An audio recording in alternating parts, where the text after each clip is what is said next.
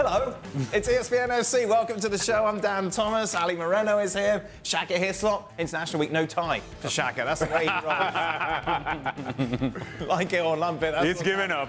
Let's talk about what happened yesterday, shall we? I'm not sure if you noticed, but Arsenal beat Manchester City by 1-0, meaning they are now level on points with Spurs at the top of the table. Manchester City in third, 2 points adrift of the North London sides. Here's what Pep Guardiola had to say about the defeat. No team has ever won 4 in a row. Of course, talking about championships, defeats can happen, but we're in October. Sometimes it's good going behind. It's not the first time going behind for the contenders. Last season, we were much behind, but the season is long. It has happened.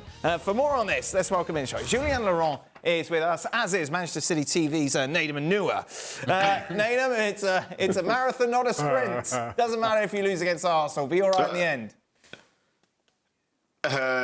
You would think so. I think obviously it felt like it was a big game yesterday, but lo and behold, like Arsenal win it, and credit to them for doing so. Takes the monkey off their back because it has been a very long time since they've beaten City in the league, but they're still in second.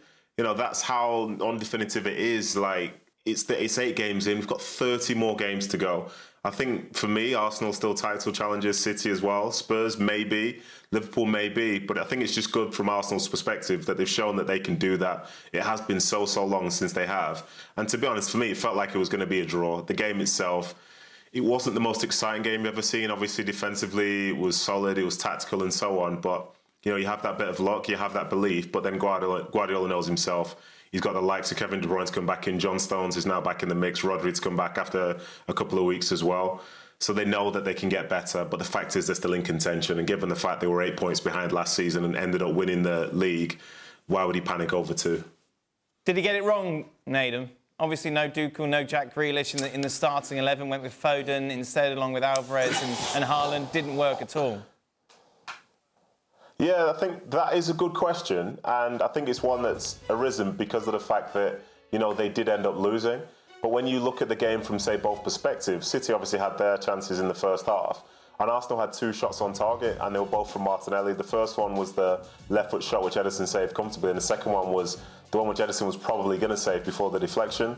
So yeah, maybe tactically it wasn't great, wasn't really the type of thing which allows them to be really expansive, but I don't think Arsenal were ever going to let City do that, and the same goes the other way as well. For all the attacking talents that were on the field, you know, both goalkeepers weren't really worked that much in the grand scheme of things. So yeah, I think you could argue that he did get it wrong, but then ultimately, you know, with the last minutes of the game to go, he's probably thinking a draw away at Arsenal, who are going to be contenders, is fine. So yeah, I guess the result means that he didn't get it right, but ultimately, what more can you do when a deflected shot makes the difference?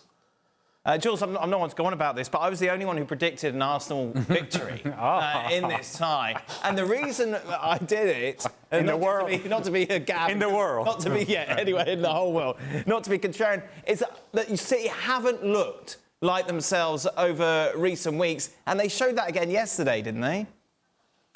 Yeah, I think the Rodri miss, of course, is big, not just defensively, but in the fluidity that they have with the ball in everything they do, because he's maybe City's most important player this season so far. So without him, you lose at Newcastle in the League Cup, even with a very much B-C team. You lose, of course, at Wolves in a game where you didn't play well and you maybe didn't create enough. And then you lose again at Arsenal in a game that could have easily been a draw. Nedum is right. But where Pep Guardiola tried to replace Rodri with Bernardo Silva in front of that back four, which, with all the options that he had, maybe John Stones was not just fit enough or didn't have enough game time to start a game like this. But between Rico Lewis and Kovacic, Mateus Nunes, Calvin Phillips, of course, who's the one technically supposed to replace Rodri or be second to Rodri, to have Bernardo in that position was very interesting, I thought. And at the stadium, really, you could see what City were trying to do. It was just a very, very tactical game that I found fascinating, really. But I can understand why people didn't. No, it's Jules, true. Don't be one of them. Really good in the Don't be stadium, one I of promise them, you. Jules. You can't want to watch what we saw between the 2 biggest teams in England play out that game and go, oh, that's fascinating. It's about finding solutions to problems that the opposition gives you. I want to see face, goals. right? I want to see shots. I want to see drama. You had them at Brighton Liverpool because they made mistakes defensively. There was just no mistakes defensively in the City Arsenal game because they're better team defensively and overall structurally than Brighton Liverpool, for example. Oh. You don't like a fascinating tactical battle? No, I do not like it. I thought Jules was better than that. He's been hanging around Gap too long. As a striker, Ali, how much sympathy do you have for Haaland? How much excuses can you make for Haaland, given that he was anonymous? Right, I'm not going to make excuses for Erling Haaland, first and foremost. But I will say that this is not the first time that we have seen Manchester City not fully utilize the skill set that Erling Haaland provides this team with.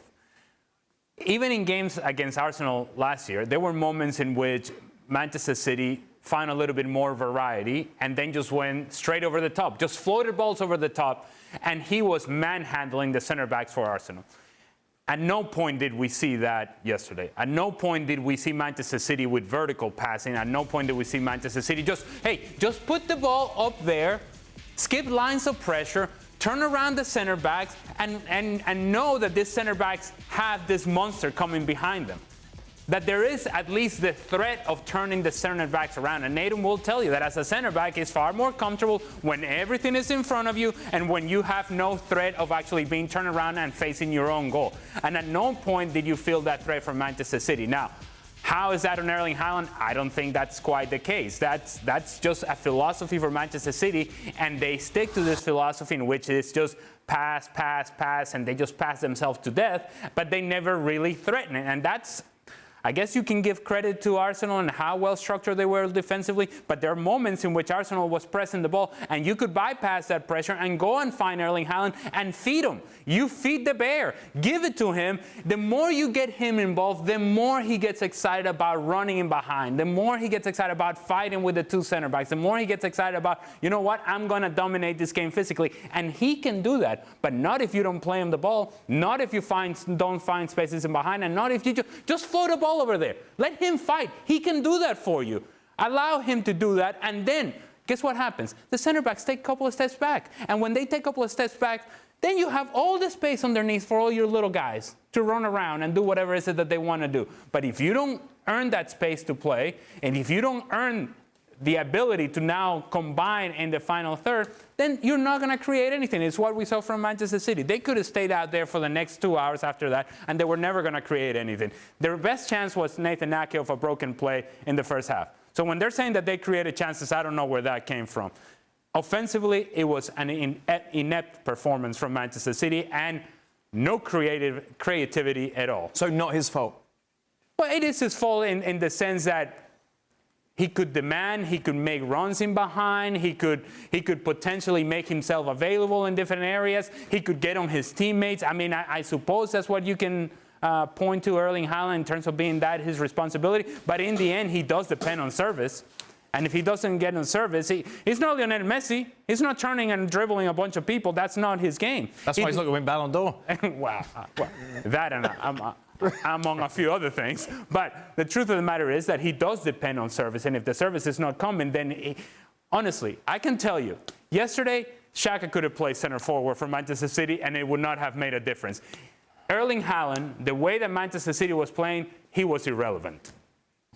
True statement has never been said in this studio, Alex. That you're irrelevant? Yes. I would have been just as irrelevant as Erling Haaland. How much is he a victim of what he achieved last season, Shaq? Because inevitably comparisons going to be made. It's 4 games. No, listen. Well, the comparisons, in terms of the comparisons, yes, of course, everybody's expecting, well, debate pre-season was, could he equal last year's tally? And I think for the most part, we said no. But of course, there's that expectation.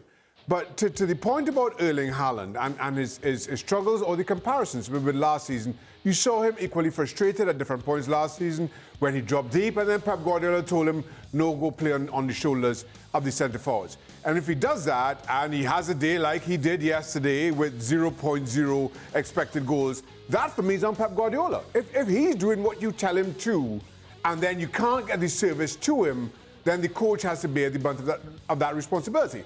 At the same time, Haaland has had his frustrations, well, so far this season with Arsenal. In the Community Shield, similarly. No chances on target, 0.0 expected goals. You put that down to Arsenal and how organised they are defensively. You can put it down to the individuals. Maybe we're having a different discussion about Arsenal's season last year if Saliba stays fit. But Pep Guardiola, his responsibility is to find ways for Erling Haaland to be served. Because we all know that once the ball gets into the box, there is nobody in world football better than him. But if that service is cut off, is denied, and you can't figure it out, to Jules's point about making adjustments to address what the opponent is doing, and that's on the manager. I blame Pep Guardiola just as much as I give Mikel Arteta credit for how silent Erling Haaland. And I'm not asking Manchester City to change their philosophy as to who they are.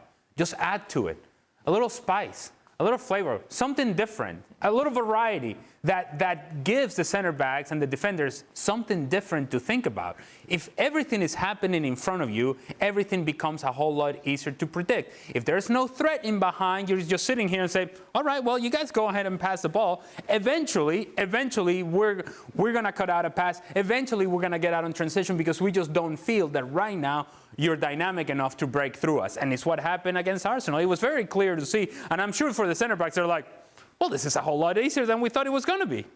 Nedum, what do you think? No, I think it's interesting. I think the stats that have gone up there, again, they make a point which isn't necessarily delivered with full context. Because last season, we're scoring the hat-tricks every other week. And realistically, his better play for the team overall in terms of his hold-up play and alike came in the second half of the season where he wasn't scoring to the same sort of rate. So I think there is value in there. And also, he had games last season where he didn't really have that many touches and that much involvement. But again, in the side that keeps lots of the ball, the guy that will have the fewest touches is likely going to be the central striker. And I think maybe they could have used him a bit more. They could have played him in, tested a few channel balls and alike.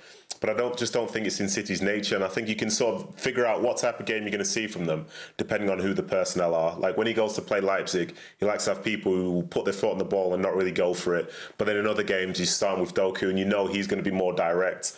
And I think ultimately for this game, in my perspective, we'll spend a lot of time talking about Haaland and how he didn't have any shots, didn't score anything like this. But it was a good defensive game from both sides, because from the Arsenal perspective, the guy that had 2 shots on target was the guy who came on at half-time who was playing on the left wing. Like, what about the central strikers for them? I think tactically both teams sort of nullified each other. And unfortunately, when you have games between these sorts of sides, it's like watching a chess game in primetime TV. It doesn't necessarily work out, but I'm pretty sure Haaland and City, they'll find something out, they'll figure it out, and maybe, just maybe, one big aspect of the goals that he scores and his movement that he has is when you have a player like Kevin De Bruyne in there who will maybe want to stretch the game that bit more, test some of those balls in behind. But when you've got Kovacic in there, you've got Bernardo Silva, and you've got Rico Lewis, that's not in the forefront of their mind. So there's more to come from him. I'm almost 100% sure of that. Jules, from an Arsenal perspective, you've been to many of these games, of course. It's well written that Arsenal have been on the wrong end of the scoreline in so many occasions up against City. What did you feel was different there yesterday? Well, I think not having Kevin De Bruyne against you or Rodri, because Rodri, remember, scored that winning goal 2 seasons ago at the Emirates right at the end of the game. Of course, that changes something. However, they didn't make a mistake. Maybe they didn't show the naivety that they have showed at times in the past. I think Declan Rice makes a big difference, and we saw how good William Saliba was against Haaland, for example, and his stats show it and prove it. The fact that Saliba can go the whole 90 minutes against Erling Haaland without committing a single foul, never being dribbled, winning all his duels. I think he's got 98% pass completion as well. Was very impressive. But when you have Jorginho to some extent, but especially Declan Rice working that hard in front of your back four, which was not the case, obviously, in the past few seasons, that makes a big difference. Again, especially when Rodri is not there on the other side. So the difference is hard to tell. Arsenal have played really well at times against City before in the league, and yet they lost 12 in a row. Arteta, I think, put good plans together in the league last season. For example, the man-man marking, the press that they did, especially at the Emirates, worked well for a certain time.